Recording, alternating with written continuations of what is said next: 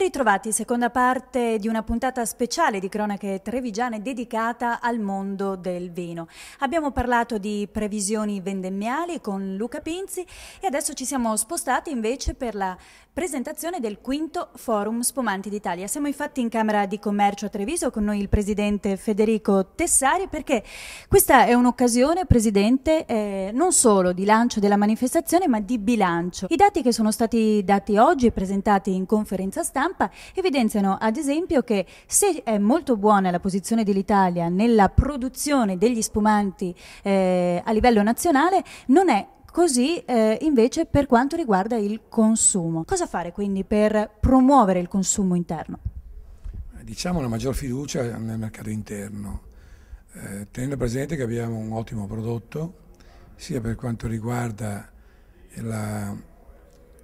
da dove arriva, sia per quanto riguarda la confezione, sia per quanto riguarda il servizio. Per cui io credo che questi siano i riconoscimenti che vengono dati di un prodotto di assoluta qualità. La seconda sfida invece che dobbiamo vincere è quella di internazionalizzare il prodotto. Ecco, il valore di questo territorio come vetrina e del Forum Spumanti d'Italia, quindi proprio nell'internazionalizzazione anche dei consumi e della comunicazione e della promozione di questo prodotto.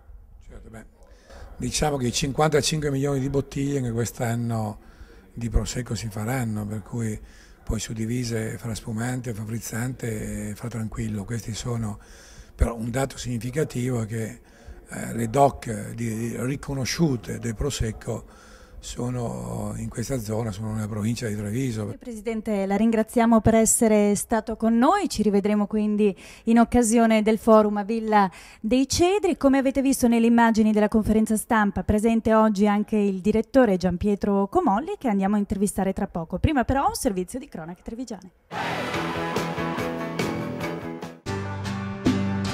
Ricca di sapori e contenuti la 42esima sagra del peperone di Zero Branco, che continuerà ogni sera fino a lunedì 7 settembre. Come al solito partecipatissima all'inaugurazione, che ha visto premiare i produttori zerotini e i volontari più affezionati della Proloco. Il presidente Massimo Lunardi ha però sottolineato come oggi ormai sia un'impresa per i volontari organizzare una sagra. Il mostro della burocrazia è sempre più minaccioso. La burocrazia è innanzitutto il primo problema del Proloco, poi anche il discorso economico. Sappiamo che per allestire una sagra come quella del peperone ci vogliono tanti fondi e se non troviamo gli sponsor e anche le banche che ci danno una mano non si riescono a realizzare queste attività. Interessante intanto l'analisi del neosindaco Giorgio Feston, che si è ritrovato a guidare un comune da record, scoprendo che Zero Branco raddoppia la media provinciale di aziende artigiane industriali per chilometro quadrato. Abbiamo 15 unità locali, significa 15 insediamenti tra industriali e artigianali per chilometro quadrato, contro i 9 della provincia di Treviso, che è tra le più alte d'Italia. Per un totale di 762 attività industriali e artigianali, senza contare il commercio e l'imprenditoria agricola.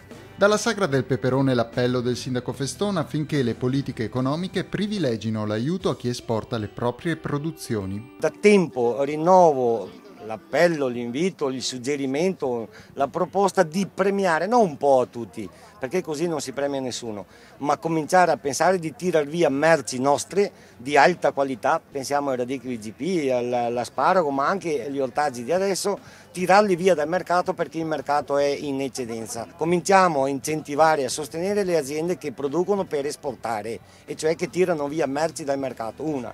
Due, cominciamo a dire ai gruppi della grande distribuzione, cominciamo a dire a questi gruppi: voi avete la libertà di vendere ciò che volete, questo è intoccabile, ma per piacere nei vostri scaffali ci devono essere anche i nostri prodotti, quelli locali. Il programma della sagra del peperone di Zero Branco vede domenica 6 settembre l'apertura della mostra micologica e il raduno di Harley Davidson, oltre a musica e fuochi d'artificio l'ultimo giorno, come ricorda il presidente Lunardi. La sagra del peperone termina lunedì 7 settembre, ogni sera ci sono orchestre, discoteca per i giovani e tante attività che possono intrattenere il pubblico.